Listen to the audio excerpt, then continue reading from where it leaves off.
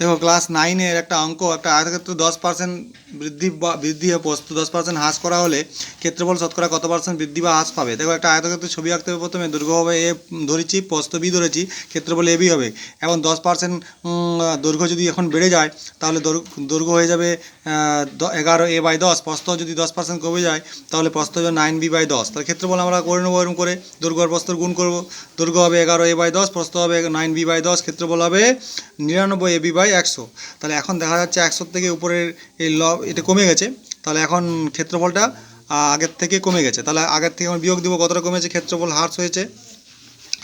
তো এখানে হবে 100 এবি মাইনাস 99ab/100। তাহলে এটা ক্যালকুলেশন করে দেখা যাচ্ছে এবি/100। তাহলে ক্ষেত্রফল শতকরা হ্রাস হবে এবি/100 ওই এবির মধ্যে। তাহলে এবিটা গুণ দিতে হবে, তাহলে এবি কেটে যাবে, 100 কেটে যাবে, তাহলে মানে 1 থাকবে, তাহলে 1%। তাহলে শতকরা ক্ষেত্রফল হ্রাস হয়েছে 1%।